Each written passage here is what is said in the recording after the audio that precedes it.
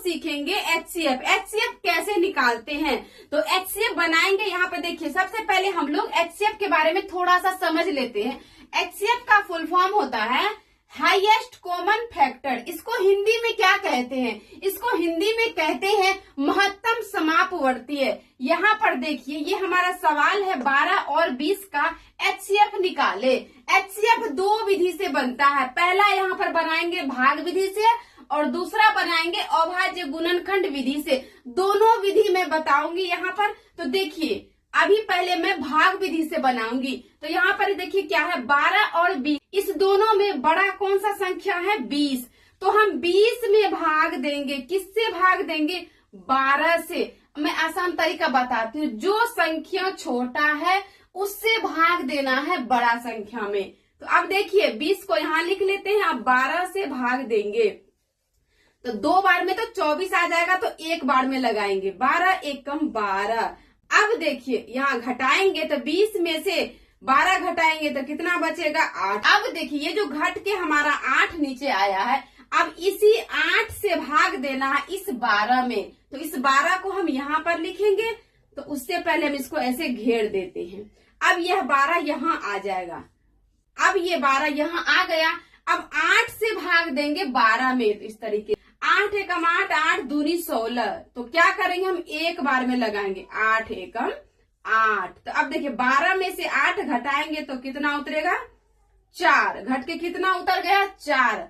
अब क्या करेंगे, अब इस 4 से भाग देंगे इस 8 में, यह 8 यहाँ पर लिखते हैं। अब देखिए, अब 4 से भाग देंगे 8 में, तो 4 दूनी 8, 2 बार में क्या मिल गया हमें, 8। अब इसको घटाएंगे तो शेष हमारा क्या हो गया, 0। जब हम भाग देते हैं और लास्ट में शेष हमारा 0 आ जाए तो वहां आपको रुक जाना। इसका मतलब ये है, लास्ट में हम कौन सा संख्या से भाग दिए थे तो 0 आया था, तो 4 से। इसका मतलब कि 12 और 20 का HCF निकाले, यानी कि यही हमारा क्या हो गया, आंसर हो। तो यहाँ लिखेंगे इसका आंसर HCF बराबर, हमारा आंसर कितना आया, 4।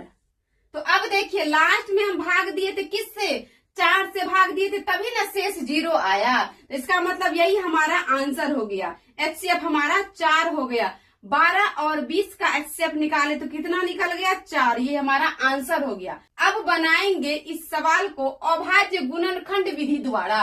अभाज्य गुणनखंड विधि द्वारा भी बनाएंगे तो आंसर कितना आएगा, 4 आएगा। अब देखिए, अब बनाएंगे अभाज्य गुणनखंड विधि द्वारा 12 और 20 का। तो सबसे पहले हम क्या करेंगे, 12 का अभाज्य गुणनखंड करेंगे, इस तरीके से लाइन खींचेंगे, इस तरीके से।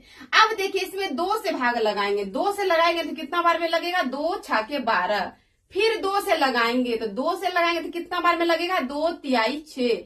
फिर क्या करेंगे, 3 से लगाएंगे तो 3 एकम 3। 20 का करेंगे तो यहाँ पर लिखेंगे 20। 12 का अभाज्य गुणनखंड कर लिए, अब 20 का करेंगे। अब देखिए 2 से लगाएंगे तो 2 एकम 2, यह 0 आ गया। फिर देखिए 2 से लगाएंगे तो 2 पंचे 10 आ गया। फिर 5 से लगाएंगे तो 5 एकम 5 आ गया। अब इस 12 को यहाँ पर लिखना है, तो यहाँ पर लिखते हैं 12 बराबर।